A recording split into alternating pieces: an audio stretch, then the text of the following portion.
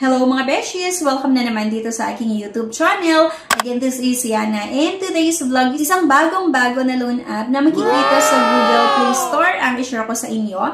And eto na nga daw po mga beshies ay pwede tayong makahiram hanggang 80,000 pesos. Pero busisihin natin kung pwede nga ba talagang makahiram ng 80,000 pesos. At ayon nga din sa loan app nila mismo, mahaba yung payment terms. Kasi merong 4 to 6 months na loan terms nga. At napakabilis lang din daw po yung pag-disburse nila ng loan application. 3 minutes lang or 3 minutes disbursements. Yan po yung titignan natin sa loan app na ito at sana mapanood nyo po yung buong video para malaman nyo nga po kung okay ito na utangan or hindi. At bago ang lahat mga beshies, kung ngayon ka lang nanood sa aking videos or maaaring lagi kang nanonood pero hindi ka pa po nakakapag-subscribe, abay subscribe na be para makasali ka sa ating pa-cellphone giveaways na ini-announce po natin every 25th of the month. At syempre mga beshies, para magkaroon din kayo ng idea kung ano yung mga legit at hindi legit na pwede nating mautangan. So, ito na nga, Lucky Peso Easy Cash Loan ng Lucky Shell Fintech Lending. Ang isi-share ko na naman sa inyo ngayon na hanggang 80,000 nga daw yung pwedeng mahiram. 3 minutes disbursement at mayroong 120 hanggang 180 days nga daw po na loan term. So, agad kailangan nating sagutan nga yung mga personal information. So, pagkatapos ng personal information, dito na agad sa contact information na kung saan kailangan yung ilagay yung mga kilala nyo na pwedeng maging personal references nga.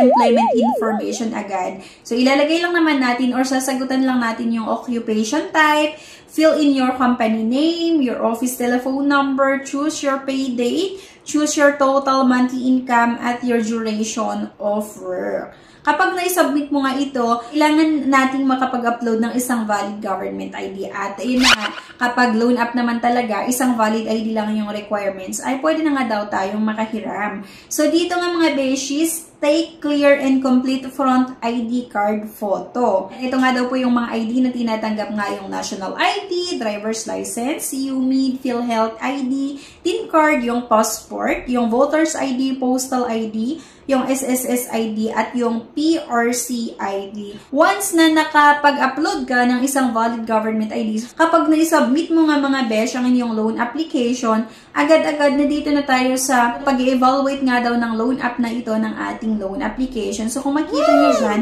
the loan amount being evaluated. And nakailang refresh na rin kasi ako dito, yun pa rin talaga yung status ng aking loan application. Kaya habang inaantay ko kung ma-aprobahan ba yung loan application ko or declined, syempre, nag-check na naman tayo ng iba't ibang mga borrower na naglagay ng kanilang reviews nga sa app na ito at naloka ako mga beshies kasi marami talaga yung mga negative ang kanilang review. Kagaya na lang nito, I will not recommend this loan.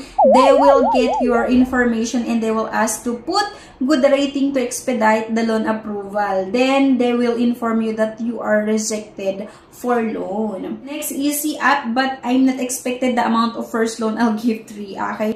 At meron pa yung mga iba, kagaya nito, what is starting is only 600 pesos. And processing fee daw ay 252. Nakakaloka, diba? Kasi yung pwedeng mahiram ay 600 pesos. Tapos, meron pang processing fee na 252. At kung yung natitira, yun lang yung matatanggap mo. At within 7 days, kailangan mong magbayad ng 834. No way, 100 Gcash much better. Pagkabasa ko ng iba't ibang reviews sa kanilang app, nag-refresh na naman ako dito sa kanilang app. Kaya lang wala talaga. Ganyan pa rin yung lumalabas. At hindi pa ako nabasa sa mga reviews talaga sa app nila na parang ang tagal din yung pag-apply nila. Ilang oras na rin. Pero wala pang status. So, siguro ito yung kagaya sa akin nga or yung nangyari sa akin, like, nagbasa na ako ng mga reviews and then binalikan ko yung app nila, ganito pa rin talaga yung status ng aking loan application. The loan amount being evaluated, please be patient. No, refresh ako ng refresh dito nga sa kanilang app. Wala pa rin talaga. So, ayan,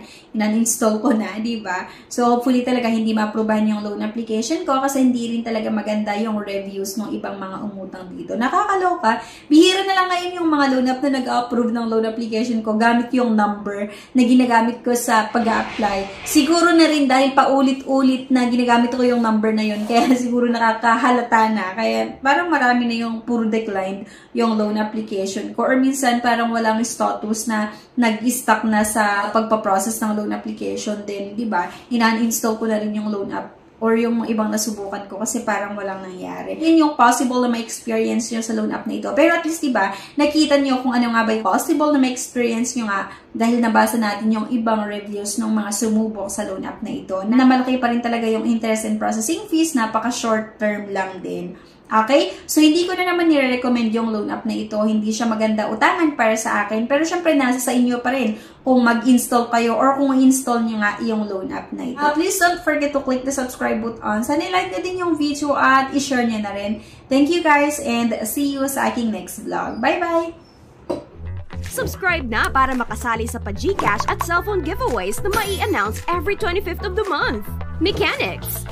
1. Find the 3 words in this video. 2. I-comment ang 3 words in order. 3. Like this video, subscribe, comment, and share. If declined sa bank and other loan apps, pwede niyong subukan yung ibang options. See the links sa description at sa comment section below. Click the link and apply. Disclaimer: try or apply at your own risk.